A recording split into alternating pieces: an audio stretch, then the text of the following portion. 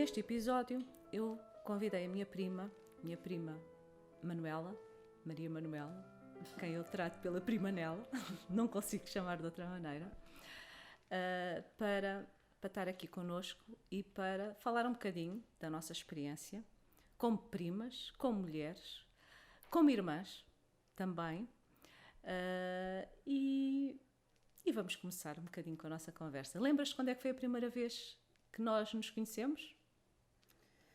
É assim, eu acho que tinha eu 4 anos e fui, aliás, eu fiz anos em Climane, fiz 4 anos em Climane.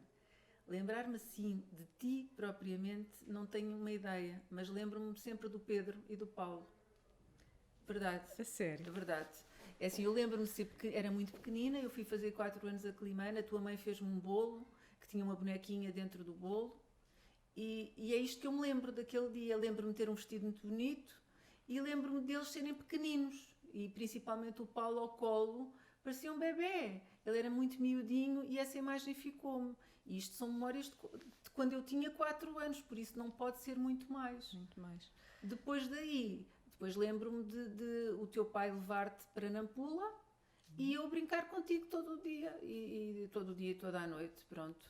E isso aí lembro-me de algumas brincadeiras, de algumas patifarias, mas essencialmente isso, de andarmos de patins. Lembro-me de em Climane andarmos de patins.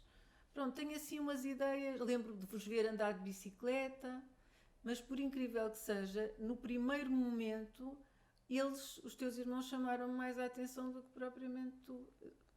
É mesmo assim. Pois, percebo. Mais também novos, rapazes, pequeninos, talvez. não sei, eu também pequenita, isto é tudo, são memórias muito vagas, são muito... Bem, enquadrando aqui um bocadinho, a minha prima foi a primeira neta. Fui a primeira Foi neta. a primeira neta. Fui a primeira filha, a primeira neta, a primeira Sobrinha, a primeira de tudo.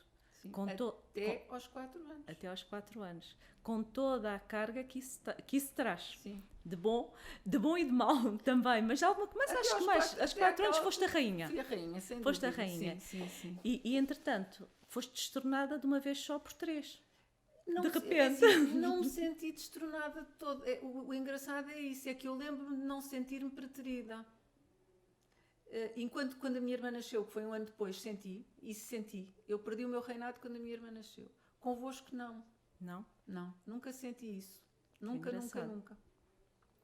Era sempre uma mais-valia, era alguém com quem eu brincar. Lembro-me de uma vez dessa vez provavelmente fazermos uns caminhos e andarmos pela terra, porque eu lembro que a gente fazia um caminho pela terra da tua casa para a casa da tua avó. Eu também me lembro perfeitamente desse caminho, sabes? Lembro-me de um sítio onde os criados dormiam e ficavam, e deles comerem. É assim, eu não consigo comer fungos por causa de vê-los comer aquilo que me metia aflição. Nem eu os consigo tocar. Ai, não. Eu lembro-me de comer com eles. Não conseguia aquela massa que eles fazem. Comiam com as mãos. Sim, e isso metia eu ao contrário, achava imensa piada e fugia, porque meu pai acho que não achava piada nenhuma que eu fosse comer aquelas coisas. Sim, e eu comia. Eles davam-me assim às escondidas e eu adorava agarrar com as mãos aquilo e comer. Contigo, lembro-me do teu avô, porque a tua avó tinha sempre gelatina e nós comíamos gelatina. E eu empurrava a gelatina até a gelatina sair do prato. Ela ia empurrando com a colher e o teu avô é que me ensinou a pôr a gelatina de forma a não sair Estas são coisas assim que eu me lembro. Engraçado. Assim, livezinhos de coisas. E é esta a ideia, isto é o que eu me lembro do teu avô, ponto. Não me lembro de mais nada. Que giro. E pronto, são imagens assim pequeninas. É engraçado que eu ainda hoje falei da África e do que nós fomos felizes lá. Porque eu fui muito... Os momentos que eu vivi com os avós e convosco foram momentos muito intensos, de muita felicidade. Mesmo a sensação de felicidade plena, de estares num sítio que é um bocadinho um paraíso. E de lá tudo era bom. É esta a ideia que eu tenho. Engraçado. Tudo era bom, tudo era feliz. Éramos felizes. Porque tu foste com os nossos avós, com a avó Laurinda e com o avô Campos. A tua mãe não ficou cá, estava cá. Eu não fui com a avó e com o avô. Eu fui com a tia Beatriz e com a tia Ermelinda, porque a avó e o avô já estavam lá. E eu ia para a África sempre ou com a tia Beatriz ou com a tia Ermelinda. E chegámos a ir em aviões militares. Engraçado. E foi aí que começou um bocadinho a nossa história. Foi aí que Começou a nossa história. Tivemos num colégio, juntas, no colégio de Freiras, da Irmã Cirila. Sim. Que também me lembro bastante dessa experiência no colégio. Lembro-me de termos ido em Nampula. Sim, Nampula. Onde a nossa avó trabalhava na lavandaria. Era a responsável pela... A nossa avó foi a fundadora da lavandaria. Aquela lavandaria foi construído todo o processo mental e físico pela nossa avó, que ela recebeu uma menção honrosa pelo Presidente da Câmara. Ai, não fazia a mínima Não, ideia. eu tenho esse papel. Foi? O avô deu-me, sim, a avó, como mulher do oficial, que não era uma dondoca de querer ficar a fazer chás e reuniões da Tupperware. A nossa avó sempre foi uma mulher muito válida e muito... E à época, o Hospital Militar, a roupa era mudada 1 a 2 vezes por semana e era enviada para Lourenço Marcos, nos aviões militares, onde era lavada e mudada. E a avó quis que eles tivessem roupa mudada todos os dias. E o avô, com as suas influências, e sendo administrador hospitalar, conseguiu fazer a lavandaria. Não fazia a mínima ideia. E toda que aquela engraçado. lavandaria foi obra da nossa avó e do nosso avô, por assim dizer. Foi ali, e a partir daquele momento, todo o Hospital Militar e outros hospitais em que eles ajudaram, a roupa era lavada e era mudada diariamente, como hoje é feita. Eu recordo-me da lavandaria. Eu lembro-me de umas máquinas enormes. Que passavam a ferro, assim, redondas. Sim, para passar a ferro. Lembro-me do chão. O chão era aos quadradinhos e nós andávamos com patins de rodinhas e aquilo dentro nós fazíamos aqueles saltinhos porque aquilo era tudo aos quadradinhos. Tenho sempre esta ideia. Lembro-me dos patins, mas não me lembro muito Lembro-me mais. do jardim da avó, que era lindíssimo, que a avó tinha aquilo cheio de flores, como a avó sempre gostava. No hospital? Sim, na lavandaria. Agora que me estás a dizer, acreditas que eu estou de repente a ter assim uma memória disso? E das primeiras coisas da nossa relação foi de umas frutas lindíssimas que estavam no jardim e que tu disseste que eram deliciosas. E eu comi. E? Era malagueta. E eu borrei a tarde toda e mais alguma que não havia nada que me tirasse aquele picante.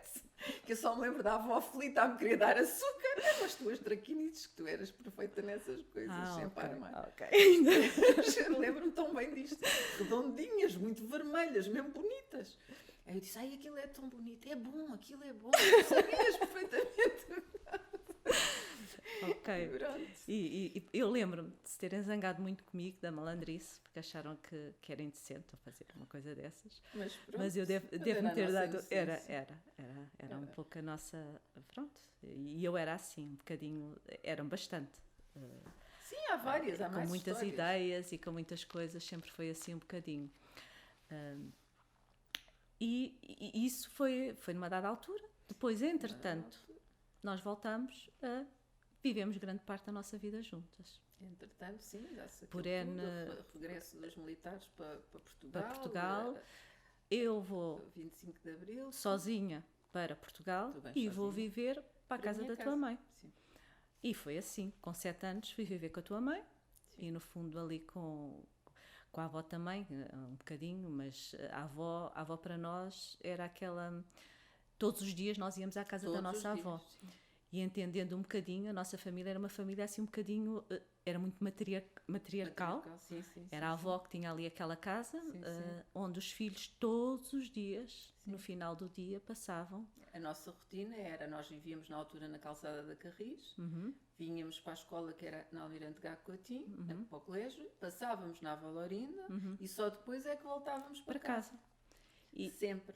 Nós e todos os outros. Nós e todos os outros. Até depois nos mudarmos para o pé da avó e aí ainda mais ficámos. Exatamente. Ainda mais, aí já íamos almoçar à avó, jantar à avó, lanchar à avó, era todo o dia, enquanto não estivéssemos na escola estávamos com ela. Tínhamos a avó e o avô, que na altura já... Sempre.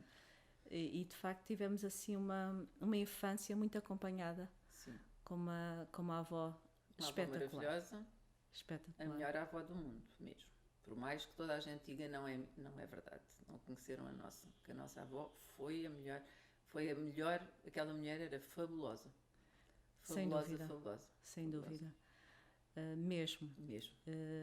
Só enquadrando aqui um pouco. Só enquadrando um pouco e percebendo que ela teve 8 filhos, que criou que perdeu uma, mas criou todos, que criou os sobrinhos, que deu, inclusive amamentou sobrinhos, que o avô também com as suas possibilidades punha tudo em casa e tentava-lhes dar o máximo, e ela ajudou a tia Laura com os filhos, a avó criou uma série de primas e fazia calças e fazia coisas sempre para juntar mais qualquer coisa, para oferecer, para dar sempre mais aconchego, para os filhos terem melhores estudos. Nunca faltou nada, mas a avó esforçava-se sempre para ir mais além, para todos poderem crescer, porque os nossos avós também para a época eram visionários e sempre quiseram, numa ilha tão pequenina, que as suas filhas, pelo menos, se formassem para serem independentes, para não dependerem de homens para viverem. E esse foi o grande projeto de vida dos nossos avós. Porque os homens iam se safar, com curso, sem curso eles iam, porque era um país de machista sem dúvida, não era? Mas as mulheres, se tivessem armas, poderiam ir mais além. E foi isso que o nosso avô e a nossa avó se preocuparam e conseguiram. Sim. Enquadrando um pouco, porque os nossos avós são da Ilha da Madeira, para quem está a ouvir. Madeira, sim. E pronto, e os nossos pais também nasceram. E os nossos pais também nasceram lá. Há várias curiosidades, portanto, uma delas é que a tua mãe é minha madrinha. Exatamente. O meu pai é teu padrinho. Exatamente. Os nossos pais, como irmão, já tinham uma relação muito próxima, os dois. Sim, gostavam mesmo muito um do outro. Sim, sem dúvida. Havia ali uma ligação muito forte. Inclusivamente, o meu nome, Joelma, está muito... Quer dizer, não é esse o motivo. Portanto, havia uma cantora que se chamava Joelma, mas o facto de ter uma tia Telma e um tio Joel ajudou a que... Ajudou não, foi o principal motivo pelo qual eu me chamei Joelma. E tu tens uma carga de Maria Manuela. Sim, que é uma das maiores cargas familiares, porque todas as Manuelas até mim, na nossa família, faleceram, pequeninas. E pronto, e eu sempre senti isso um bocadinho, porque contavam-me sempre a história da filha da prima Aninhas, da filha da tia Ermelinda e da filha mais velha da avó, que todas tinham morrido até à primeira infância. Pronto, a filha da prima Aninhas com difteria, acho que da tia Ermelinda com uma meningite e a da avó com uma tosse convulsa e com uma meningite, pronto. E aquela menina foi... E quando eu nasci, deveria ter sido um rapaz, e aquelas duas almas não se lembraram nunca, nem puseram a hipótese de eu ter um nome de menina, não puseram a hipótese de eu ser menina. Nem o teu pai, nem a tua mãe. Nem o meu pai, nem a minha mãe, por isso eu tenho cartas de um ao outro, porque a minha mãe depois foi o final da gravidez para a Madeira, escritas do Riquinho, que seria o Henrique, que eu iria ter o nome dos meus dois avós, Henrique e Manuel, e eu nasci menina. Pronto, nasci menina, não havia nome. E a minha mãe lembrou-se, depois de uma ideia triste do meu pai, a minha mãe disse, não, vai ficar com o nome da minha irmã. E eu fiquei Maria Manuela por causa da tia Maria Manuela, que depois, por obra do sei lá do quê, a minha irmã veio a nascer no dia de aniversário dela, o que tornou a coisa ainda mais engraçada. Uma com o nome, o outro com o dia. Acabámos por completar ali o ramalhete e a falta da tia, mas ficou assim, fiquei com esse nome, Maria Manuela. E conseguiram vencer esse feitiço, entre aspas. Completamente, de tudo. Desde um volvo no intestino aos 3 anos, que a avó chorava e vomitava todo o dia por causa porque eu poderia ter morrido. Depois, uma intoxicação por monóxido de carbono em Nampula. Isso eu lembro-me. E depois no Rio Tejo, que também ia morrendo, atirei-me ao rio para nadar, aquelas coisas que nós fazíamos com o avô, e fui apanhada por um remoinho. E pronto, por isso tenho-me safado até hoje, e entre outras coisas no entretanto, mas... isto não pegam assim facilmente. É engraçado. Pois, é assim. E é mesmo isso. Estás-me a falar agora do Rio Tejo. Nós, de facto, tivemos toda uma adolescência e uma infância muito engraçada e muito diferente do comum. Sim. Tínhamos aquele porto de abrigo, com a nossa avó e com o nosso avô, ali ao pé de nós, era descermos as escadas e virmos cá para fora, estávamos na casa dos nossos avós, no prédio em frente. Tínhamos os tios todos também que viviam ali, cada um no seu andar. E ainda hoje, quando falo com amigas minhas, elas dizem que se lembram muito bem disso e que a ideia que tinham era, de facto, daquela matriarca que abarcava toda a família e que ali estávamos nós com aquele apoio, mas sempre também tínhamos um avô. E um avô por trás, sim, porque a ideia é por trás, aquilo que as pessoas normalmente é por trás de um grande homem, está uma grande mulher. Aqui era um bocadinho ao contrário. Por trás de uma grande mulher estava um homem que todos os dias enchia a casa de compras e de coisas para a avó poder... o avô passava a vida nas compras, a comprar bolachas e porcarias para nós comermos, quer dizer, e guloseimas, tipo e não era só o elementar, eram as guloseimas todas. E a avó ia fazendo os doces e as coisas todas, e os bolos e as compotas com os restos da fruta daqui e da colar, porque ela gostava, aquilo era pelo gosto que ela tinha, não era por... E as douradas, todos e os as douradas, dias. com o pão sobrava, E a cevada, que tínhamos todas as tardes, um grande panelão de cevada. E as pipocas, que ainda hoje eu falei nas pipocas, no alguidar das pipocas. E a avó tinha sempre... E nas pizzas, que depois ao sábado e ao domingo faziam tabuleiros e tabuleiros de pizzas que não parava. E realmente nós tivemos a maior sorte do mundo em parar nesta família, sim. Todas as famílias têm coisas boas e coisas más, mas as nossas boas... Eu acho que sim. Que superam bem todas as outras coisas. Bem, e eu ainda contando um pouco, portanto, eu venho viver para cá, para Portugal, com 7 anos, para a calçada da Carris, com a tua mãe. Dividimos um bocadinho ali o que era uma tia e uma mãe, entre as duas. Sim, sim. E de facto tivemos momentos muito, muito intensos também. E foi assim, de facto, a nossa vida. Deixa-me pensar. Eu não sei se tu te lembras, mas o nosso quartinho era minúsculo. Era uma cama, uma saía debaixo da outra, e depois fazia-se uma caminha pequenina ao lado. E estava eu, tu e a Maria João, que era a outra prima que também vivia connosco. E aquele quarto ficava cheio connosco as três, que falávamos até adormecermos. Nós à noite deitávamos, isso eu lembro. E falávamos até a primeira caía de sono, a segunda caía de sono, e íamos adormecendo. E daí também temos histórias maravilhosas. Dos assaltos às bolachas. Normalmente tu eras sempre a principal motivadora. A tia Telma comprou bolachas. Vamos às bolachas. Onde é que as bolachas estão? Em cima do frigorífico. E nós tínhamos que deixá-los adormecer para ir às bolachas. Não me lembro nada disso. Nada. A boneca da Rosa Ramalho que nós partimos e colámos com uma cola, e que a minha mãe só Isso descobriu lembro. quando mudámos da casa, e ela culpou o meu pai e nós catas calados. Opa!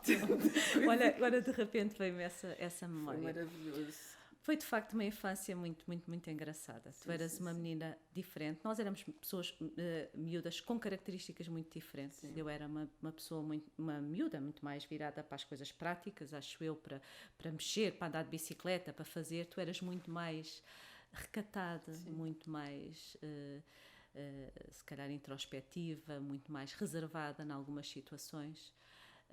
De facto, tínhamos essas características. Mas por aí foi, nós fomos crescendo, numa família que, com todos os apoios e com todas as situações, mas, e agora falando aqui um bocadinho de um tema, que é o tema que me traz aqui, e que eu gostava que falasse um bocadinho. Entretanto, tu és mãe aos 17 anos. 17 anos, engravidas aos 16. Engravidei aos 16. E isto foi uma coisa muito complicada. Muito difícil. Sim. Muito difícil. Sim. Para a tua mãe, para a família, todos. Para todos. E para ti. E para mim. E para ti. Mim. O que é que aconteceu? Para mim, de uma forma diferente que para eles. Pronto, para eles foi um bocadinho a frustração de todas as expectativas que eles tinham feito em relação a mim. Quer dizer, todos sonharam. Eu era a tal menina muito pacata, muito sossegada, bem comportada, discreta, uma série dessas coisas. Boa aluna. Boa aluna, sim. Não como a minha irmã, mas boa aluna. Pronto, tinha tudo aquilo que pudesse ir para a frente e tornar-me em... Pronto, a minha mãe sonhava que eu fosse médica, o avô achava que eu iria... Pronto, e todo esses sonhos que eles depositaram em mim, não é? E pronto, e numa adolescência complicada, com a minha veia namoradeira, porque apesar de tudo, sempre fui muito cobiçada e sempre...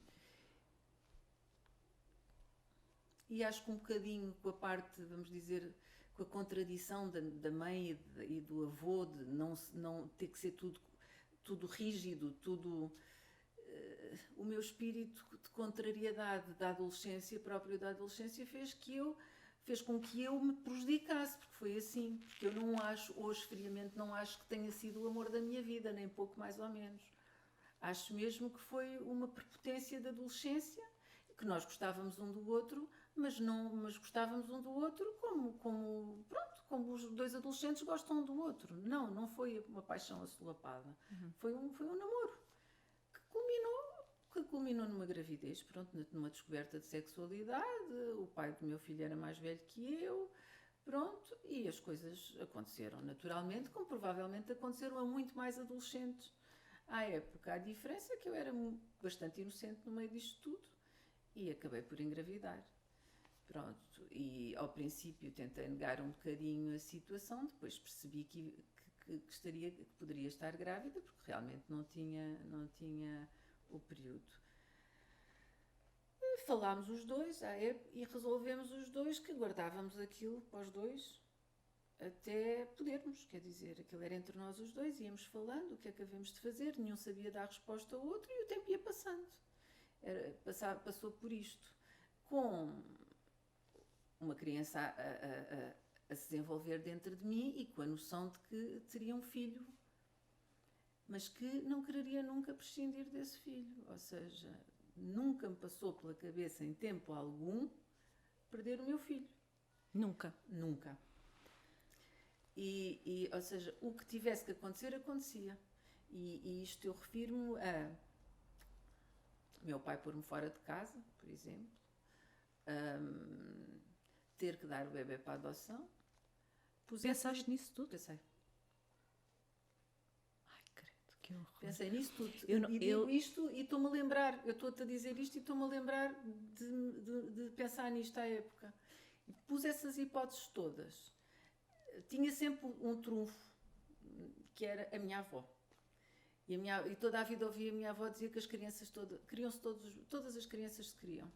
E aquilo tinha ali um fiozinho condutor que me deixava, ali uma âncorazinha que me deixava assim... Mais tranquila. Mais tranquila, que nunca me criou grandes ansiedades. Pronto, íamos vivendo os dois, por assim dizer. Eu estava mas contigo. Nunca pus essa hipótese. Ainda por cima, tinha uma mãe muito à frente também, apesar de conservadora, porque havia ali um misto entre o conservador e o liberal, porque a minha mãe, por um lado, foi criada com todas as regras e todas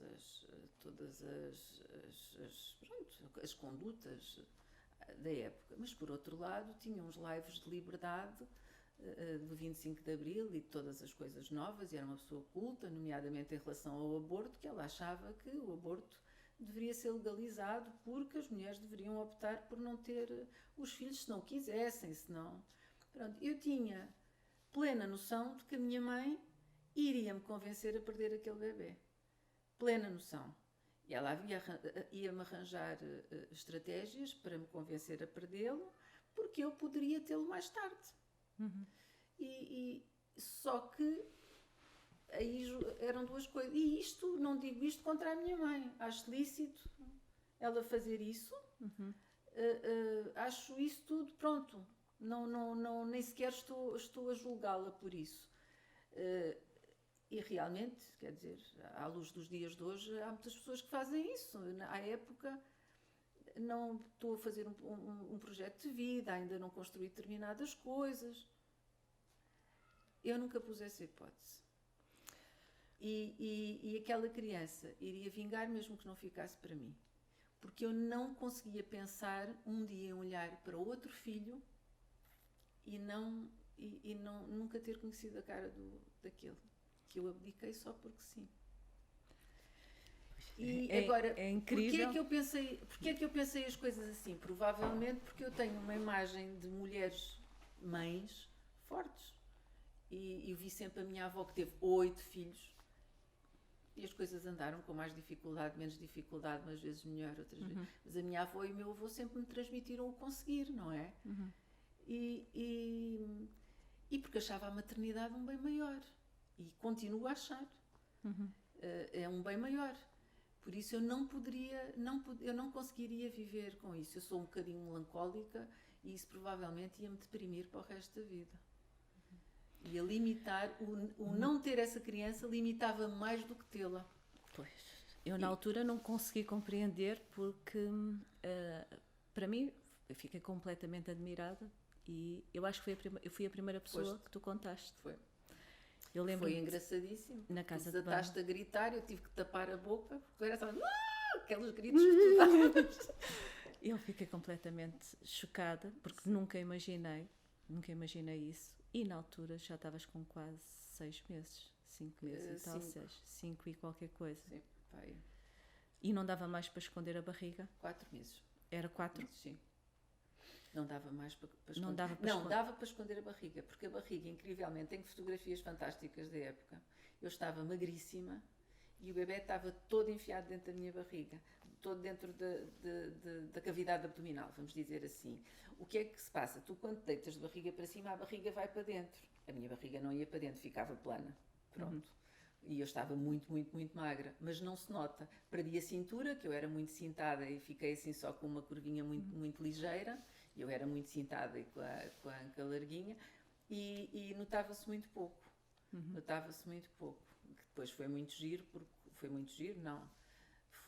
foi engraçado porque a partir do momento em que toda a gente soube, a barriga explodiu. Eu conto sempre isto a toda a gente. Como é que é possível? Uma semana depois... Tinha uma barriga de 6 meses. Foi uma coisa incrível. Sim. Veio tudo cá para fora. Tudo cá para fora.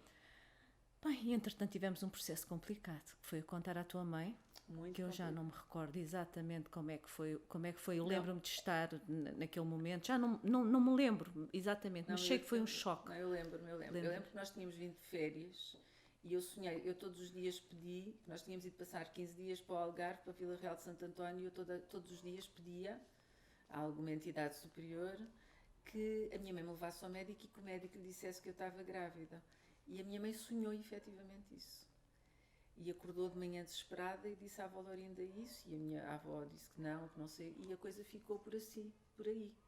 Mas a minha mãe não ficou confortável, e quando voltámos para Lisboa ela começou a perguntar-me quando é que eu tinha tido o período, que ela habitualmente não vigiava nada dessas coisas.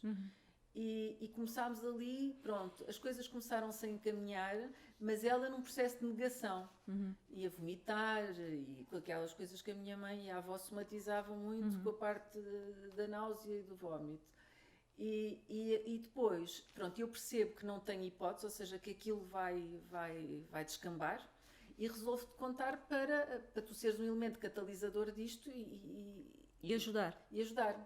Pronto, e aquilo que tu fazes é vais à tia Beatriz e contas. Foi. À nossa tia Beatriz. Vais direto à tia Beatriz e dizes, tia, tens de nos ajudar porque... Foi. Opa, e depois foi a tia Beatriz. Aí a tia Beatriz veio-me buscar, levou-me para baixo, disse-me, aconteça o que acontecer, os tios ajudam-te. Agora a tia vai falar com a tua mãe. E foi para cima e foi falar com a minha mãe e com o meu pai. Tanto que foi com a tia que eu fui ao médico pela primeira vez, foi tudo. E depois, pronto, falou com a minha mãe, que depois teve que falar com o meu pai, e pronto. E eu pensei, naquele dia eu se calhar posso não voltar para casa. E pronto, e agora é o que agora é o que Deus quiser, é o que tiver que ser. E pronto, e depois receberam-me de volta. Tiveste de casar? Isso foi uma das coisas? Não. Não? Não. Os meus pais e os pais do João falaram, lembro-me também daquela noite, todos na sala, falaram os 4, depois chamaram-nos e a minha mãe disse, pronto, assim, vocês agora deveriam, fica ao vosso critério casar ou não, e o João disse que sim, que queria casar porque não conseguia viver sem mim. E eu disse, pronto, então casamos. Ok. Mas recordo-me da avó ter dito, se fosse minha filha, não casava. Se fosse minha filha, tinha o filho, eu cuidava do bebê e ela ia estudar. Mas não casava. Casava quando tivessem juízo, foi o que a avó disse. Sim, quando fossem mais velhos e tivessem juízo. Mas foi um bem maior eu me ter casado. Pois. Foi melhor, foi mais rápido. Provavelmente tinha empatado mais a minha vida. Porque pronto, o casamento, o viver em conjunto, todo o desenrolar desta situação fez com que percebêssemos que não éramos mesmo um para o outro. E diluir-se o que não tinha razão de ser, porque nem a criança nos unia. Pronto. E o João era muito imaturo. A única pessoa que estava preparada para ser mãe era eu, não era ele. Ele não estava preparado. E mesmo assim foi complicado, não foi? Complicado. Ver-te numa adolescência com o corpo de uma mulher que teve um filho. Como é que foi? Olha, como é que tu sentiste? Assim, eu nunca me senti feia. Nunca me senti mal. Não? Nem grávida. Nunca me senti mal com a minha gravidez. Fiz uma barriga grande. Tinha orgulho na minha barriga. Vivi provavelmente os melhores tempos da minha vida com o pai do meu filho, porque ele cantava e íamos para uma garagem onde ele cantava às tardes todas. E eu estava lá sentada com o resto da banda, que era giríssima, e que brincavam comigo e que me tinham um carinho muito grande. Eu senti-me muito, muito, muito estimada, mesmo na minha adolescência. Na altura, o Hermano José fazia o Serafim Saudade, que uma das dançarinas estava grávida dele, e ele dizia-se: José Augusto, meu filho, e sempre agarrava-se à barriga. Eu recordo. E eles faziam-me isso. O baterista então andava sempre à volta da minha barriga: José Augusto, meu filho. E depois, quando o bebê nasceu, a primeira coisa que ligaram foi: o José Augusto já nasceu. Nem era José Augusto sequer, não era? Mas era, pronto, foi assim muito, muito... Depois eu saí praticamente igual, ou seja, o bebê saiu da minha barriga e eu fiquei perfeita. Ou seja, eu não tinha barriga, não tinha nada, eu vim muito elegante, muito rapidamente. Logo, eu lembro-me de voltar à escola já com uma saia curta, já querer, aí sim, com necessidade do meu corpo ser mais atraente, mas efetivamente estava. Quer dizer, tinha peito e depois estava toda direitinha e sentia-me bem. Não, isso não foi problema? Não foi. Não foi problema nenhum, não foi problema absolutamente nenhum. E na escola? Como é que olharam para ti? Como é que tu te sentias? Porque eu recordo-me disso ter sido um escândalo. Um escândalo, toda a gente sabia no bairro, toda a gente falava. E isso não te causou nenhum mal? Não. É assim, foi um momento da minha vida que eu vivi muito comigo própria e com o meu filho. Ou seja, eu estava virada para mim e tudo o que pudesse ocorrer à volta era-me indiferente. E eu não me senti preterida por ninguém. Eu tinha aquele momento, era um momento nosso. O meu namorado, até na altura, estava tudo bem entre nós. Ele nunca deixou de gostar de mim, de estar comigo, à maneira dele, na sua infantilidade, mas estava lá. Não, nada, não me importei do que é que os outros diziam. Tentei-me arranjar sempre e vestir-me sempre dentro daquilo que era possível para estar bem, que sempre fiz isso, e pentear-me e estar benzinho. E nunca senti isso. Lembro-me de chegar à escola, as pessoas olharem eu ser-me indiferente. Tive os melhores professores. Eu esta semana disse isso ao meu filho mais novo. Foi o que tinha que ser à época, mas quem me dera, se eu voltasse atrás e não me tivesse acontecido, quem me dera ter podido aproveitar aqueles 3 professores que eram maravilhosos. Porque eram 3 professores maduros, já ali uns 2 nos 60, uma nos 50 e poucos, matemática, química e biologia, e foram 5 estrelas comigo. É assim, eu nunca me senti, sempre respeitaram, sempre se preocuparam se eu estava bem disposta, se eu não estava, se eu me sentia bem, sempre tiveram isso como prioridade. Quando o Duarte nasceu, não houve aula de biologia, porque o professor dedicou a aula só... Quando o Duarte, eu digo sempre o Duarte, agora troco o nome dos filhos. Quando o Hugo nasceu, ele dedicou a aula só ao nosso bebê. E era isto. A professora de Química, eu chegava de manhã cedo, porque era a primeira aula de um dia da semana que já não me lembro, que eu fazia a pé, e eu chegava, sentava-me, e o Hugo dava pontapés, que aquilo era uma coisa, era um terremoto, a minha barriga era um terremoto autêntico. Ela olhava para a minha barriga e dizia: esse aluno é tão mal comportado e eu não o posso pôr na rua. Isto é impossível uma pessoa esquecer estas coisas. E elas realmente, tanto que depois, quando cresceu um bocadinho, eu levei, bati à porta e disse-lhe: professora, posso com ele? E sabia que ia destabilizar a aula, mas quis levá-los para eles partilharem do meu bebê. E a professora disse: se ele já vinha às aulas antes, porque é que não haveria de vir agora? E este foi o calor com que eu fui recebida. Por isso, não, eu nunca me senti mal. Engraçado. Não, nunca me senti mal. Aqueles professores tiveram a capacidade de me fazer sempre continuar a sentir uma aluna dentro do que era possível. Embora, como tu dizias há bocadinho, aquilo que eu me recordo foi uma desilusão para a família. Foi uma desilusão para a família, porque... Foi. É assim, foi porque havia havia tudo isso depositado em mim, toda uma expectativa, todo um sonho, quer dizer, foi a primeira vez que eu vi o meu avô chorar, o meu avô que eu considerava um colosso, que era um homem, que era um militar, durão, com aqueles olhos verdes implacáveis, e eu vi-o chorar.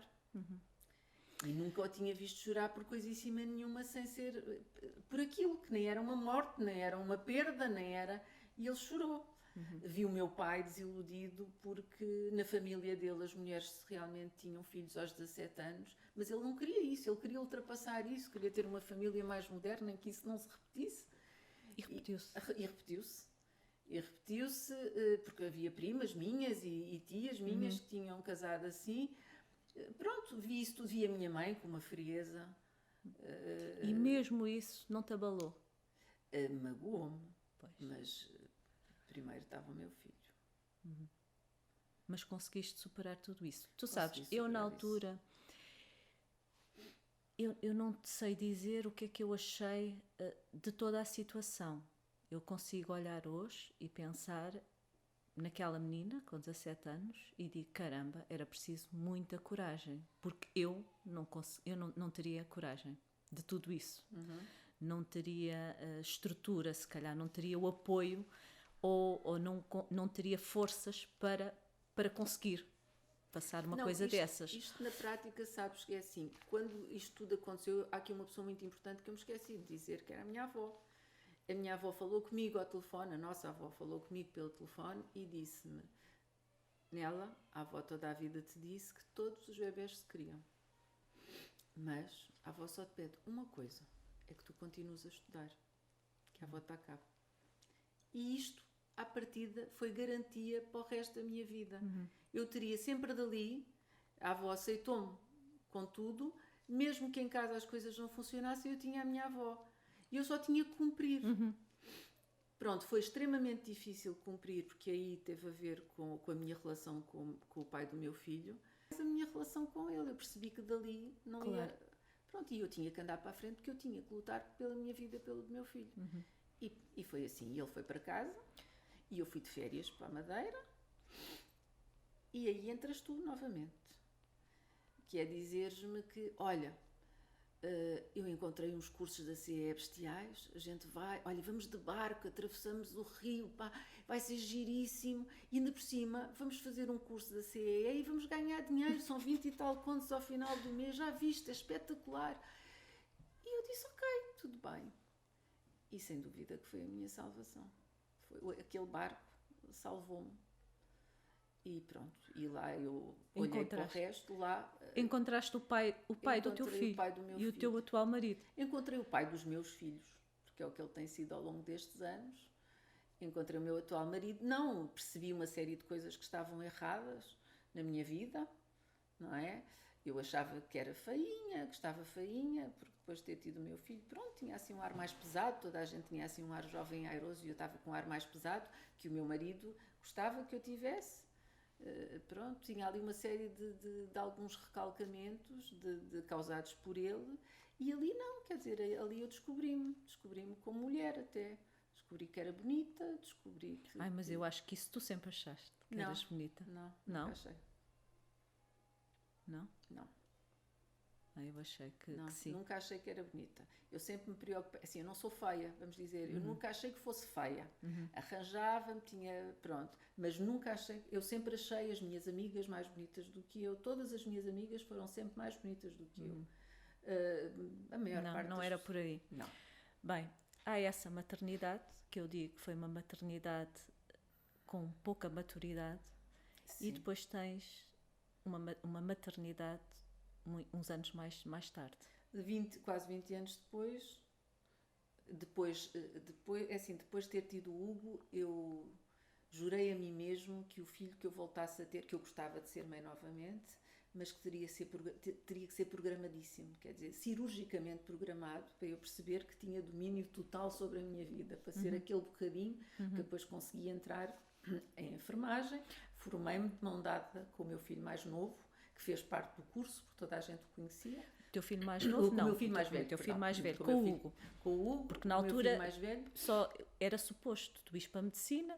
Claro que não conseguiste as notas para entrar para a medicina, mas mesmo assim tu optaste pela área da saúde. Sim. Não escolheste mais curso nenhum porque era isso que tu querias fazer. Porque eu sou uma cuidadora nata. Sim. Pronto, e então eu sempre, pronto, e porque a maternidade me trouxe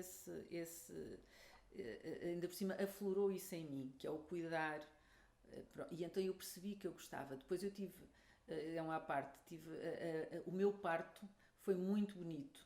Eu fui acompanhada por profissionais de excelência na enfermagem e que eu hoje recordo sempre, tenho-as muito presentes na minha vida. E eu pensei um dia vou ser enfermeira parteira, que eu não vinha ser, fui para a enfermagem para ser enfermeira parteira, a partir do momento em que entrei na sala de partos e na enfermaria de partos, fugi como ao diabo da cruz e disse, não, eu vou ser mesmo enfermeira normal, deixa estar. Mas pronto, mas passou por aí. Eu gostei muito do trabalho que elas fizeram, foi foi de uma humanidade brutal, eu era uma miúda. E elas estiveram ali ao meu lado de uma forma fabulosa, ajudaram-me imenso. E pronto, e então eu achei que ia para a enfermeira. Foi outra guerra, porque o meu avô queria que eu fosse médica e que há todo um estigma, havia machista sobre as enfermeiras. O meu avô ainda por cima de um hospital militar, em que ainda era mais complicado, e ele tinha todo aquele processo na cabeça dele, e aquilo foi mesmo uma briga a sério. Briga, estarmos os dois a gritar um com o outro. Um a dizer não e o outro a dizer sim. E pronto, e a briga acabou comigo a dizer, eu vou ser enfermeira e tu vais ter orgulho na enfermeira que eu vou ser. E assim ficou. E assim foi. E assim foi. E pronto, e fiz o meu caminho como enfermeira e casei novamente. Também comecei a namorar com o primeiro que se atravessou à minha frente, que a minha mãe brigou comigo, que eu não ia me embeiçar pelo primeiro que me aparecesse à frente, mas a realidade é que foi, e que é um companheirão, e que se Deus quiser havemos de ser velhinhos. E pronto, e depois passou o tempo foi passando, tive que viver coisas que eu não tinha vivido na minha adolescência, por isso a trabalhar tive que sair, tive que dançar, tive que passear, tive que fazer essas coisas, mesmo com o meu filho, mas já de uma forma diferente. Viajar. E depois, pronto, como a enfermagem era um bacharelato, o meu avô queria que eu fosse licenciada. E tinha saído da licenciatura para enfermeiros há pouco tempo, e então eu achei que primeiro ia para a escola e fazia a licenciatura para depois poder viver a maternidade por completo, porque eu queria ser mesmo depois só mãe, aproveitar aquele... E assim foi. E engravidei aos 36 anos e tive o Duarte, uma gravidez super feliz,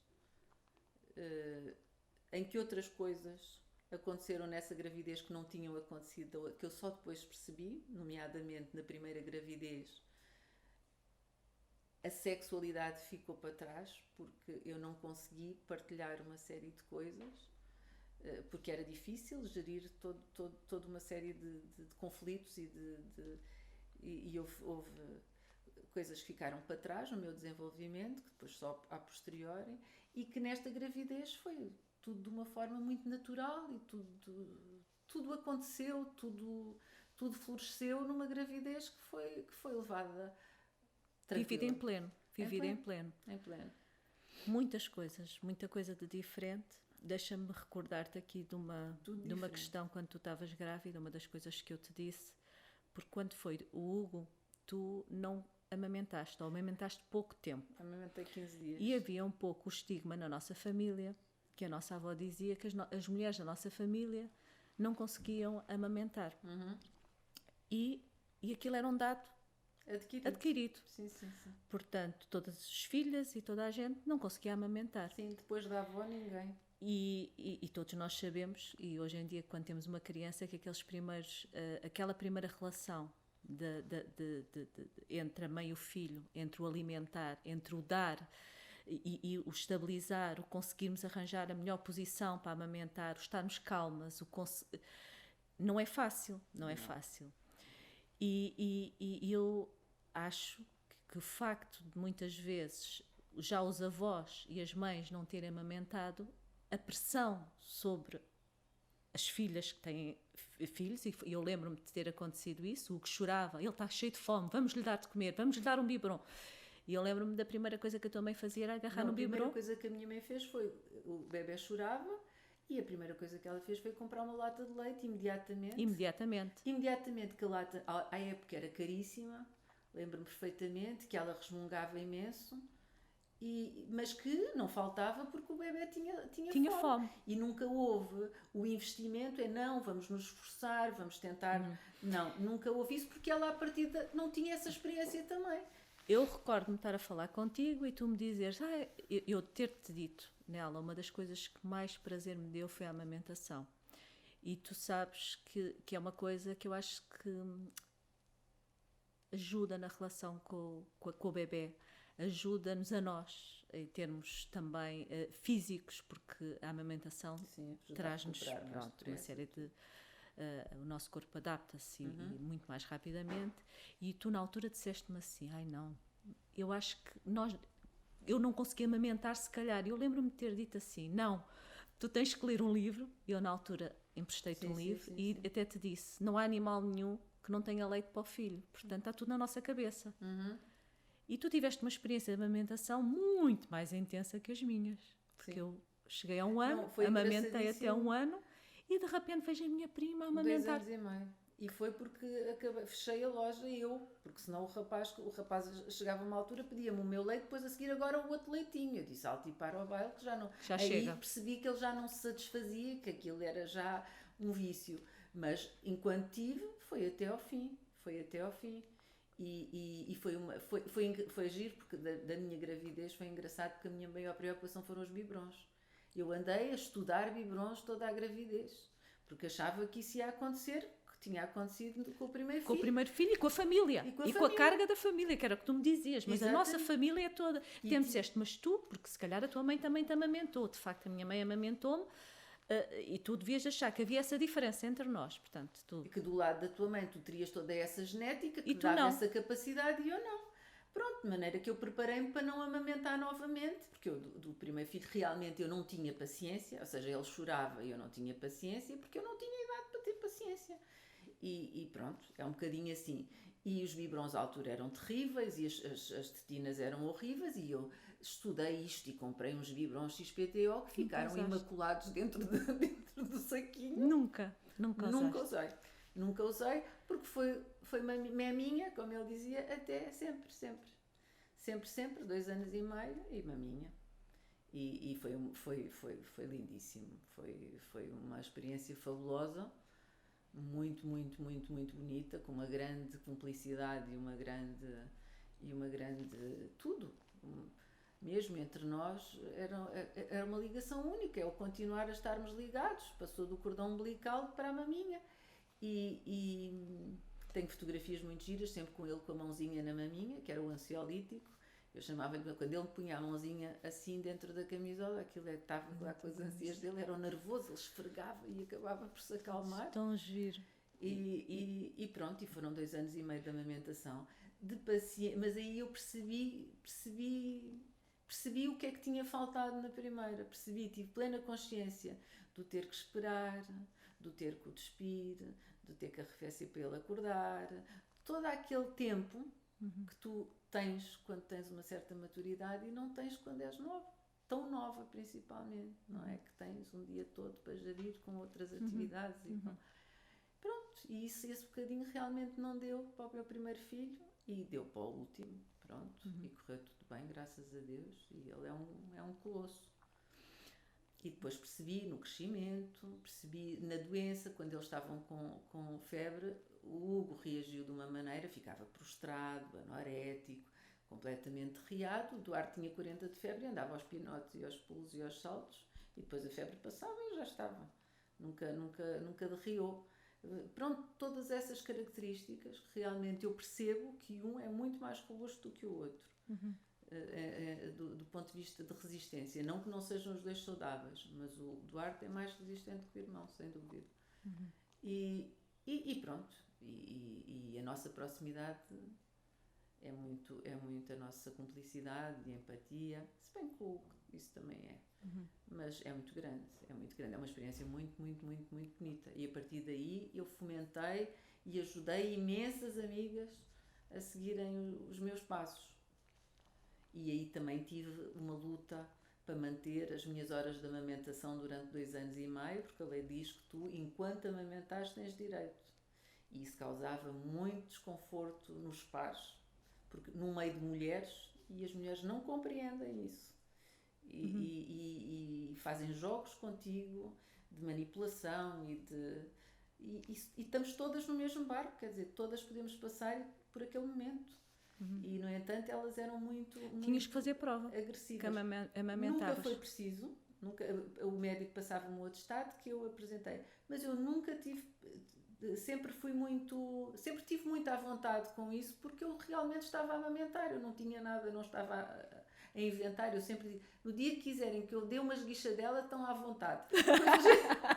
Depois tu cresces, também já és uma mulher madura, não é? Estás ali dos 37, são quase 40 anos que eu acabei a amamentação, tinha eu de idade. Por isso tu já tens ali um estofo completamente permite. Por isso eu dizia, assim, eu sou enfermeira, eu levava à máquina e à meia da noite eu colhia leite e levei sempre as coisas com Isso é das coisas que mais me arrependo, foi nunca ter tirado as minhas horas de amamentação. Todo o tempo a darmos com o nosso nunca, filho, nenhuma dos meus filhos, eu nunca tirei o tempo de amamentação, isso arrependo. Bem, eu olho hoje para nós e há uma coisa que é muito normal, nós temos a mesma idade, temos uma idade muito próxima, e numa família, quando somos criados em conjunto, isso acontece com os irmãos, também acontece com os primos, que é a comparação. A comparação do melhor aluno, a comparação do que tem mais jeito para o balé, a comparação do que o mais mal criado, o que faz as maiores birras. Isso sempre aconteceu connosco, um pouco. Sim. Eu sinto isso ao longo da nossa vida. Sim, mas acho que isso, eu acho que deve-se ao facto de termos todos vivido sempre muito juntos. Acho que continua a existir, há sempre.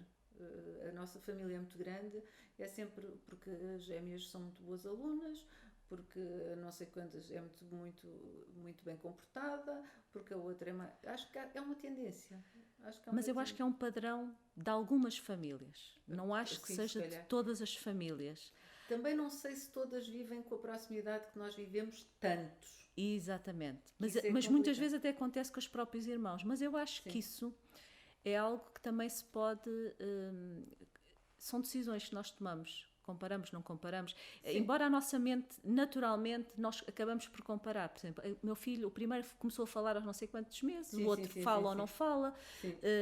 E isso é uma coisa que acaba por muitas vezes minar a própria relação entre irmãos e muitas vezes as relações, então, entre primos, não é? Eu senti sempre um pouco isso. Portanto, sempre alguma comparação em relação a ti, em que no momento em que tu falhas, entre aspas, aos 17 anos, eu vejo um olhar para mim que eu tinha que aproveitar aquele momento para poder brilhar, entre aspas. E então, eu tenho um processo completamente inverso ao teu ou diferente. Ou seja, nós temos momentos que cada uma estamos em ritmos diferentes ou em tempos diferentes. Em que, quando eu me caso, tu começas a ter uma vida que aproveitas para sair, para fazer uma série de coisas, para viajar, para ir à discoteca à noite, uma série de coisas. E eu começo com uma vida certinha, de casado, de filhos, 1, 2, 3. E há ali um momento em que cada uma está no seu registro. Passado alguns anos em que nós, lá está, é tudo uma questão de tempo, nós voltamos a nos encontrar com mais regularidade, se calhar porque eu também estou mais disponível. Uma coisa é termos filhos pequeninos para tomar conta, para não sei o quê, e nós voltamos a nos encontrar num contexto muito mais maduro, de duas mulheres, que eu acho que temos muita admiração uma para a outra. Isso é algo que não acontece quando somos crianças. Temos muito aquela coisa de que ou tenho que provar que sou melhor, uma que é melhor que a outra. Isso acaba-se. E o que é que eu vejo hoje em dia? Olho para ti e aquilo que, quando eu era miúda, achava que era um egoísmo de uma pessoa que só pensava nela, que não pensava na família, que não pensava no impacto das suas ações junto da família, hoje eu olho e entendo as coisas de uma maneira completamente diferente. E aliás, já falámos um pouco disso, que é, tu não tinhas que ser aquilo que tinham preparado para ti. E tu, de alguma forma, sempre foste muito irreverente. Sendo que a tua irreverência não era como a minha era de confronto, e a tua era simplesmente de ficar caladinha e depois fazias o que querias. À minha frente. E depois fazias o que querias. Isto sempre foi, eu lembro-me da tua mãe dizer: Sonsa, tu és uma sonsa. E ficava muito, às vezes, aborrecida no meio disto tudo. Porquê? Porque tu levavas sempre avante. Se tu querias uma coisa, acabavas por levar avante. Mas uma vez tu disseste, também não tinhas outra hipótese com a tua mãe. Porque se entrasse em confronto, era muito complicado. Não, a forma como eu fui criada, pronto, há sempre o lado para o bem e para o mal, não é? Claro. E eu fui sim a menina da família, a primeira filha, tudo, a primeira neta, tudo isso. Mas depois eu cresci muito depressa. A minha mãe tornou-me mulherzinha muito cedo. Exigiu de mim uma maturidade que eu não deveria ter tido. Eu, aos 13 anos, fiquei com a minha irmã e com o meu pai, e a minha mãe foi para um congresso. Eu fiquei com todas as coisas, tudo definido para fazer, inclusive o menu diário, e tomar conta do meu pai e da minha irmã, que eu cumpri. Eu lembro. 150%. Falhei nas ervilhas com ovos escalfados, que ficaram com muita água, parecia uma sopa. Que ainda hoje me lembro. Pronto. E eu cumpria todas essas metas sempre que me eram exigidas, e que eu sentia aquilo como um desafio, mas eu tinha cada vez mais responsabilidade. E eu acho que houve coisas, inclusive, é que eu deixei de viver por ter essa maturidade. Até quando fomos para aquela casa, pronto, há um lado muito meu, que é o facto de eu ser organizada e arrumada e querer essas coisas todas muito direitinhas. E quando mudámos de casa, com as primas, vocês as duas, cada uma queria ficar comigo. Tínhamos 2 quartos, cada uma queria ficar comigo. E eu resolvi que ficavam uma com a outra e eu ficava sozinha. E assim desorganizavam-se as duas. Porque destabilizavam tudo. Estava sempre tudo num alvoroço e eu queria o meu cantinho arrumado. Pronto. E ficou assim, não por não querer ficar com uma ou com outra, mas por causa disso, porque preservava toda a minha organização. E fui sempre crescendo assim, com a minha mãe a se orgulhar dessas coisas todas minhas, de eu arrumar tudo muito bem, do meu quarto estar sempre muito limpo, da minha roupa estar sempre impecável, das gavetas, das cuecas e dos sutiãs estarem todas direitinhas, estas coisas, da cozinha ficar imaculada. Foi sempre isto assim. E eu acho que eu também acabei por ser mulherzinha muito cedo. E essa maturidade que eu ganhei de uma forma um bocadinho precoce, se calhar trouxe-me estes outros artefactos na minha vida que me marcaram para sempre e que se tornaram mais valias, mas que realmente apareceram mais precocemente por eu ser também mais. Eu não tinha realmente 16 anos, eu mentalmente tinha mais idade. Pois, até porque tu fisicamente, tu com 12 anos já tinhas um corpo de mulher. Fisicamente, o corpo de uma mulher. E isso também, lá está, eu não tinha. Sim. Eu com 14 anos tinha um corpo muito mais... Sim, eras franzina, muito magrita, tu, a Maria João também, e eu com 12 anos eu era um mulherão, quer dizer, eu tinha tudo. Estavas altíssima, à tua altura tinhas uma série de coisas. Eu tenho a altura que tenho hoje, o peso hoje é diferente, não é? Mas eu tive ali nos quase 60 quilos, tinha cintura, tinha o peitinho para o pequenino, mas tudo direitinho, tudo no sítio, era uma mulherzinha mesmo. Isso também influencia, tem alguma influência. Toda a parte hormonal também desenvolvida. Eu tive isso tudo muito cedo. Realmente tornei-me mulher muito cedo, fisicamente, e depois toda a parte mental com que eu também que me foi estimulada e que foi porque acabou por ter sido criada também, não é? Eu ia para o pé da avó aprender a cozinhar, a fazer, a avó pôs-me na costura, a avó criou-me como se criavam As meninas antigamente. Eu aprendi a costurar, a cozinhar, eu sou a neta que faz isso tudo. Exatamente, mas a sorte foi não teres nenhum rapaz, que eu gostava de ver, porque a tua mãe nessas coisas era muito, não vou dizer que era feminista, mas defendia muito alguma igualdade entre o tratamento de rapaz e de rapariga, mas não havia ali nenhum rapaz para se poder comparar. Mas de facto, essas questões, a avó, eu lembro-me. A avó fazia isso tudo muito e eu, pronto, aprendi essas coisinhas todas. Digo isso muitas vezes. Agora tenho os meus projetos de que faço umas coisinhas e toda, tu és tão prendada. Mas é que tu gostas dessas coisas. Porque tu gostas também. Eu não sei se tem a ver com o facto deles terem proporcionado, mas porque tu também tens jeito e gostas. Eu, por exemplo, é uma coisa que não gosto muito. Eu acho que herdei isso um bocadinho, eu herdei um bocadinho da avó, porque a avó pegava nos trapinhos todos e fazia saquinhos do pão com amor e carinho para toda a gente. Eu lembro. Com os lençóis, estava sempre preocupada com essas coisas e com o fazer para os outros. E eu tenho essa coisa. Eu faço agora as minhas coisinhas e o meu maior prazer é saber o prazer que a outra pessoa vai ter em receber aquilo. E isso é um estímulo e depois gosto tudo muito aperfeiçoado, tudo muito cheio de pormenores. Pronto. Mas lá está, são fases da vida. Tu, por exemplo, não estavas numa fase tão de fazer e dar aos outros, numa dada altura da tua vida, que eu acho que agora eu vejo-te numa fase de uma dádiva aos outros, pronto, de dar.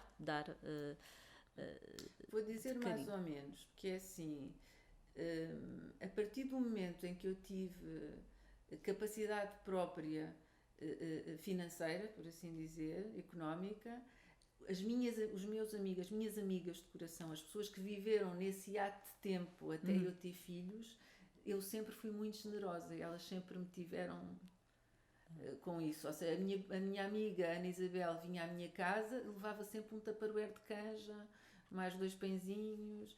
A minha amiga Célia tinha sempre isso é muito típico da avó. Eu sempre fui assim. E continuas a fazer as coisas que a avó fazia. E eu sempre fiz isso, sempre. Havia umas que tinham a caixinha com não sei o quê para uma, os bolinhos que eu faço no Natal para umas e para outras. Sim. E eu sempre fiz isso. Elas sabiam que quando chegava a época, que lá estavam as minhas coisas, muitas coisas fora de época, sem ser dia de Natal, sem ser dia de coisíssima nenhuma, eu lembrava-me de uma disso, eu vi isto e não consegui e trouxe para ti. Okay. Sempre fiz isso. E os que estiveram próximos de mim durante esse ato de tempo, pronto, sempre souberam que eu era assim, efetivamente. Há pouco tempo encontrei uma enfermeira que trabalhou comigo na unidade e que estava a contar à fisioterapeuta, quando nós estávamos na unidade, ela fazia um bolo madeirense preto, cheio de frutas lá dentro, que eu já nem me lembrava que tinha feito. E eu fazia e levava, e fazia jantar e levava, e elas têm essas recordações, e eu já se tinha apagado da minha cabeça. De que é que tu te recordas mais da avó? Se tivesses que resumir ou dizer assim alguma coisa da nossa avó?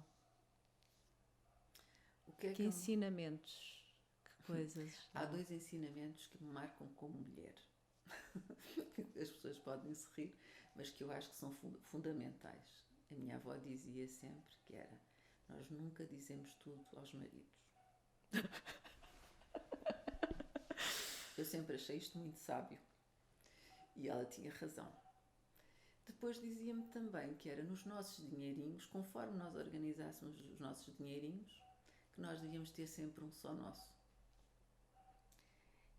E eu sempre achei isto isto é para além da inteligência emocional, é muito, porque a avó tinha razão, é assim, porquê causar, eles têm razão, deixa-os pensarem que têm razão, mas depois tu consegues, e eu sinto isso todos os dias, quando deixo os homens da minha vida definirem uma série de coisas na vida deles e depois no fim vejo a minha influência numa série de coisas. Quando tenho a capacidade de realmente ter aquele dinheiro, até muitas vezes posso presentear a eles, mas para não ter que estar a dar satisfações ou que... Pronto. E tudo isso eu via a avó fazer, porque a avó fazia isso, o avô dava-lhe o dinheiro para a avó governar e a avó punha um de lado, e quando se estragava o ferro de uma, a avó comprava, mandava o tio Joel comprar e mandava, quando a outra tinha não sei o que, a avó tinha aquele coisinho e mandava, e ajudava sempre aqueles que podiam, sem ter que alterar o orçamento familiar. E isso eu sempre achei muito inteligente da parte da avó. Da parte da avó. Com todo, porque isto está tudo envolto em carinho e em amor, na prática. Isto engraçado. É tudo amor à mesma. O que eu acho imensa piada, porque são coisas, eu vivi com a avó como tu, e são coisas que, por exemplo, eu não me recordava da avó, e nós às vezes quando trocamos ideias e falamos da nossa avó, lembramos de coisas tão diferentes, tão diferentes. Eu tinha outras conversas com a avó, coisas que eu acho que a nossa avó era deliciosa. Lembro-me de falar com a avó sobre a morte, que era uma coisa que, quando a avó estava doente, bastante doente, já a tua mãe tinha morrido na altura, a tua mãe já tinha morrido e a avó fica doente, e lembro-me de falar com a avó de coisas relacionadas com isso, e a avó, e conversávamos muito, e eu falava com a avó e dizia: avó, será que há vida depois da morte mesmo? E a avó dizia-me: sabes, eu não sei. Eu passei a minha vida inteira a pedir a Deus que me desse um sinal. Até porque dizem que existem essas coisas dos espíritos e essas coisas que aparecem. Eu pedi a vida inteira para voltar a ver a minha mãe ou a minha avó. Isso nunca aconteceu, portanto, eu não sei se existe ou não existe. E eu disse: mas há quem diga que sim. Mas eu comigo nunca me aconteceu, nunca tive essa experiência. E eu disse à avó: olha, avó, há uma coisa que eu gostava. Se isso acontecer, ou se isso existir, eu gostava que a avó me desse um sinal que existe. Isto podem ser coisas na minha cabeça. Porque eu, entretanto, disse à avó: mas a avó que não me apareça, porque eu sou uma medrosa, morria de medo. Se isso o que quer que seja. Não, eu isso já não. Mas um sinal de alguma coisa. E a avó disse que sim, ficava prometido, que ela me ia dar sinais de que ela existia. Ao longo da minha vida, eu acho que tenho recebido alguns sinais de que a avó existe, ou que existe qualquer coisa. Isso dá-me paz, faz-me acreditar que vale a pena, faz-me acreditar que há mais qualquer coisa. E às vezes penso, e aparece, às vezes normalmente até um passarinho que passa, normalmente eu acho que num sítio certo, no momento certo, acontece muito com uma pomba, e eu associo muito a isso.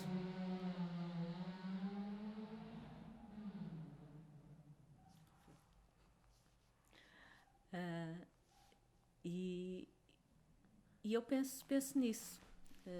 E são coisas que nós vamos falando, coisas diferentes. Eu também tive numa altura com a avó, lá está, em que a avó está doente, mas tu ainda eras mãe, não era? Estavas com uma série de coisas na tua vida. Eu estava muito disponível nessa altura em que a tua mãe também estava doente. Eu estava na escola. Eu estava a tirar o curso de enfermagem e tinha estágios e tinha imensas coisas. A Valorinda ainda foi à entrega do meu diploma. E depois fui trabalhar e depois eu cuidei da avó. E foram momentos diferentes. Foram momentos diferentes da nossa vida. Mas eu tive muitos momentos. Eu chegava da faculdade, a avó estivesse a dormir na cama dela e eu deitava-me na cama dela. A avó descansava sempre um bocadinho à tarde. E eu punha-me com ela e ficávamos ali as duas a conversar. Coisas, não assim tão... Porque eu era um bocadinho, eu mexava assim um bocadinho, por isso é que tu és muito mais prática que eu, muito mais prática nas coisas, por isso é que eu acho piada tu contares tudo isso da avó, são coisas práticas da vida. Sim, eu sou muito, às vezes acho que sou um bocadinho pouco espiritual, não sei, mas não, quer dizer, sou muito pragmática, falávamos no dia-a-dia, aquilo que acontecesse, eu chegava, contava à avó, aconteceu-me isto, ou não sei quem, ou com uma doente, e a avó falávamos e trocávamos impressões, e a avó dava a opinião dela, E se fosse com o Hugo era porque era com o Hugo. Depois tínhamos as nossas afinidades na cozinha, ela levantava-se, eu vinha atrás dela, eu aconchegava e metia-lhe o cabelo atrás da orelha, que ela dizia que era como a avó dela que lhe fazia, e eu fazia-lhe a mesma coisa, punha sempre o cabelo dela, eu olhava para a avó e punha-lhe o cabelo debaixo, atrás da orelha. E ela dizia, tu fazes-me sempre isso, é como a minha avó. E sempre, era sempre aquele momento, fazíamos as nossas coisas, ela ensinava-me, eu sempre gostei muito da comida da avó, mesmo que fosse um ovo com arroz branco, era o melhor pitel que podia haver. Era maravilhoso. Tudo o que era das mãos da nossa avó era maravilhoso. Tudo era maravilhoso. E pronto, e vivemos aqueles momentos todos assim muito, de uma forma muito carinhosa.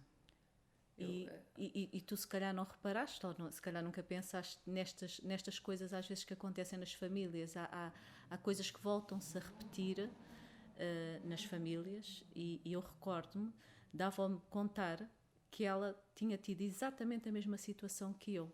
Ou seja, a avó também foi criada a partir de uma dada altura, mais ou menos a mesma idade que eu, dos 7 anos, com uma tia e com uma avó, em que a nossa avó diz que adorava a sua própria avó, mas que sentia muita falta de afeto físico, porque aquela avó era uma avó muito dura, muito austera, portanto assim, e ela era uma avó toda muito meiga. E lembro-me dela me dizer que sentiu sempre muito a falta da mãe dela, e talvez até por ter uma avó que fosse assim muito pouco de contacto. E eu lembro-me de eu achar que ela de alguma forma tentou colmatar isso através dos netos. Eu também fiz isso. Também, a minha mãe também não era muito meiga fisicamente, e eu senti sempre isso também.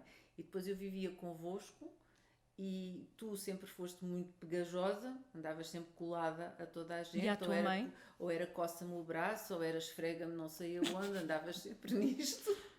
E colavas, e tu conseguias tirar o afeto da minha mãe.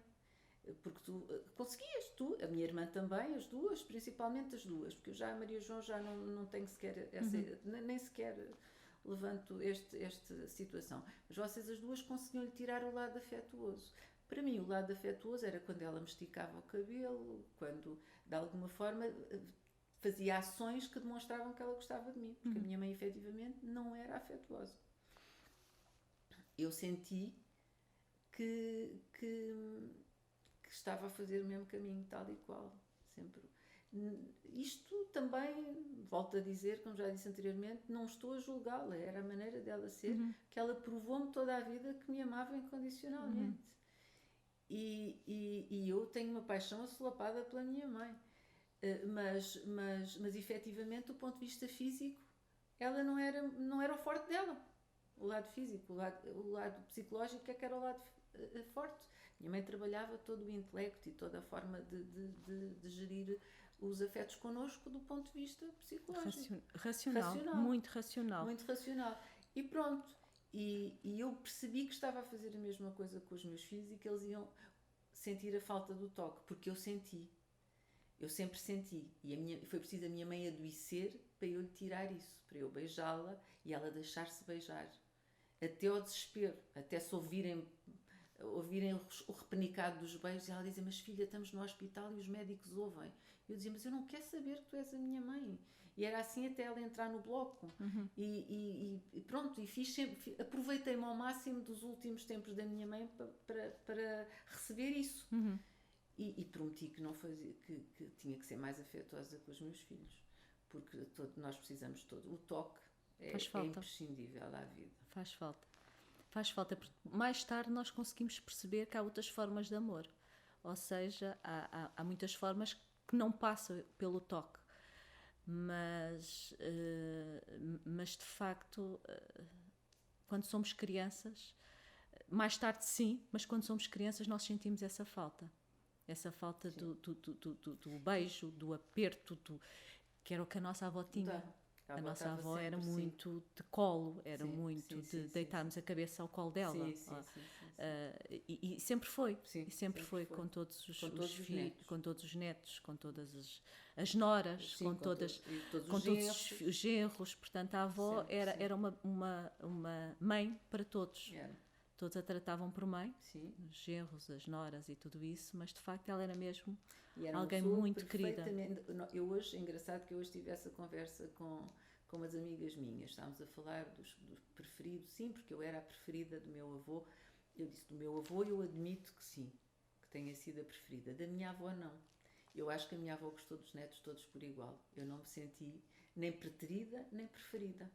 E se falar com qualquer um dos meus primos, todos eles sentem O mesmo. o seu cantinho especial, Especial, junto ao coração e isso do avô. era uma coisa que a avó tinha espetacular. Vou-te contar então uma coisa que foi uma coisa que me marcou imenso, porque eu era miúda, e eu lembro-me de estar, olha, estávamos numa mesa assim redonda, naquela mesa que tínhamos, onde tínhamos a televisão, e eu estava, ser muito de 7 anos, andávamos a brincar, não sei o quê, e havia uma senhora que visitou a avó e disse: diga-me uma coisa, qual das suas netas é que é mais bonita?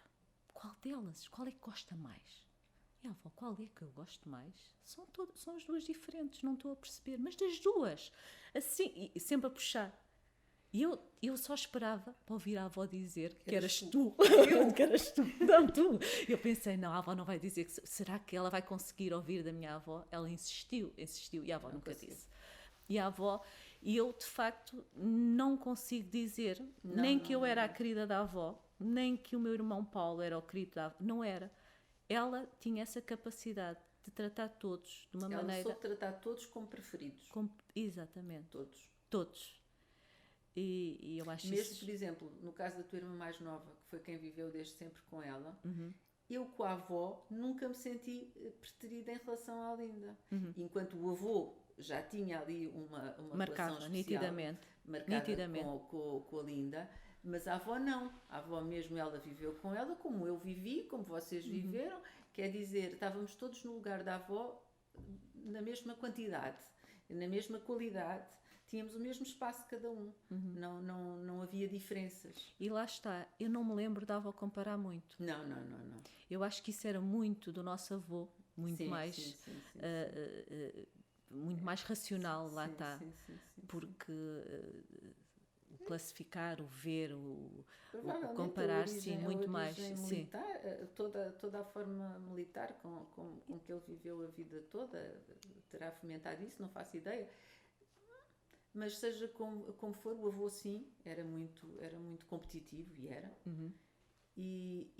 Mas a avó não, de todo, tanto que nos filhos da avó, nos genros e nas noras, independentemente dos casamentos terem sucesso ou não, todos mantiveram o mesmo afeto pela avó, e a avó manteve a mesma imparcialidade para com eles e teve sempre a mesma forma, esteve sempre do lado do que estava certo e não do que era do mesmo sangue dela. E a avó, quando foi preciso, tirou pelo genro em vez de pela filha, e tirou pela nora em vez de pelo filho. Tinha um sentido de justiça muito grande. Muito grande. Muito todos grande. tiveram uma grande admiração, sempre uma admiração. Ainda hoje a tia Maria João tem uma adoração pela avó Lorinda. O meu pai tinha uma adoração pela avó Lorinda. Tinham todos. A tia Luz também, todos sim, eles mas estou a falar dos casamentos que não tiveram êxito, em que eles se mantiveram ligados à avó, como a avó sempre como uma mulher muito, muito importante na vida deles. E, por exemplo, eu lembro-me, durante anos, o facto de não ter vivido com a minha mãe, a avó podia ter de alguma forma puxar, mas a avó sempre me disse: a tua mãe é uma mãe espetacular, a tua mãe é uma ótima mãe. E lembro-me da avó dizer diversas coisas em relação, e dizia-me sempre: mamãe é uma mãe, e nós, seja como for, nós temos de ter sempre orgulho na nossa mãe. Isso eram ensinamentos que me ficavam, eu pensava em muitas coisas. Eu lembro-me dela uma vez de me dizer que não consegue compreender como é que um filho que não viva com a mãe, ou que não queira conhecer e saber quem é que é a sua própria mãe, porque de facto é uma coisa importante sabermos e não termos de ter vergonha das nossas mães. Eu lembro-me dela também dizer isso. Nem que seja uma prostituta, filha, é a nossa mãe, se assim fosse.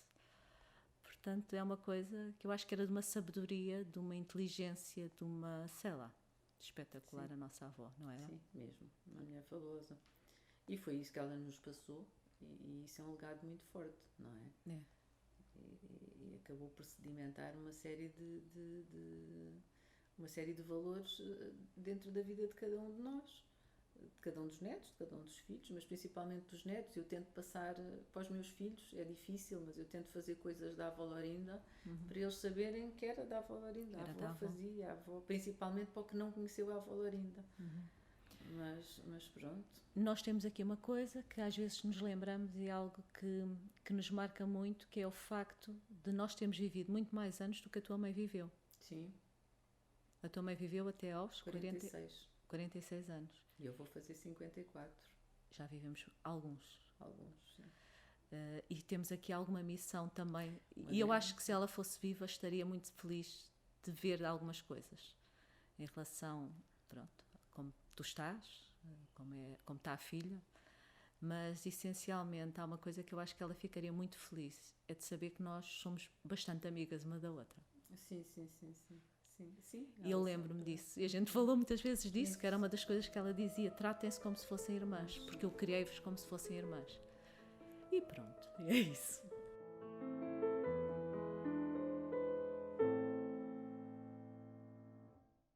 Arco-íris para mim é sempre o calor, a luz, o amarelo, o laranja.